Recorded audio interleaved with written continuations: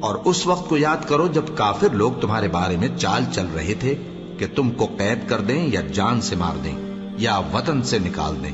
تو ادھر تو وہ چال چل رہے تھے اور ادھر اللہ تدبیر کر رہا تھا،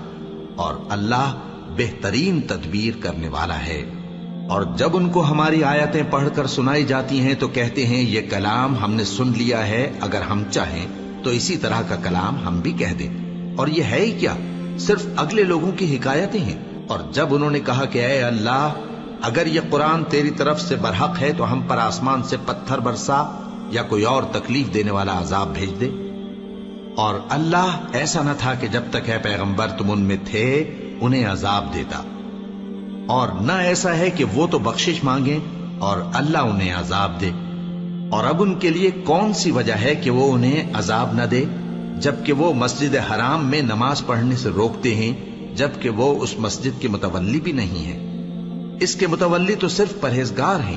لیکن ان میں کے اکثر نہیں جانتے۔ اور ان لوگوں کی نماز خانہ کعبہ کے پاس سیٹیاں اور تالیاں بجانے کے سوا کچھ نہ تھی، تو تم جو کفر کرتے تھے اب اس کے بدلے عذاب کا مزہ چکھو۔ جو لوگ کافر ہیں اپنا مال خرچ کرتے ہیں کہ لوگوں کو اللہ کے رستے سے روکیں،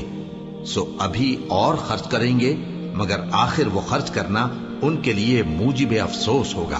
اور وہ مغلوب ہو جائیں گے، اور کافر لوگ دوزخ کی طرف ہانکے جائیں گے تاکہ اللہ پاک سے ناپاک کو الگ کر دے اور ناپاک کو ایک دوسرے پر رکھ کر ایک ڈھیر بنا دے، پھر اس کو دوزخ میں ڈال دے۔ یہی لوگ خسارہ پانے والے ہیں۔ اے پیغمبر، کفار سے کہہ دو کہ اگر وہ اپنے افعال سے باز آ جائیں تو جو ہو چکا وہ انہیں معاف کر دیا جائے گا، اور اگر پھر وہی حرکات کرنے لگیں گے تو اگلے لوگوں کا جو طریقہ جاری ہو چکا ہے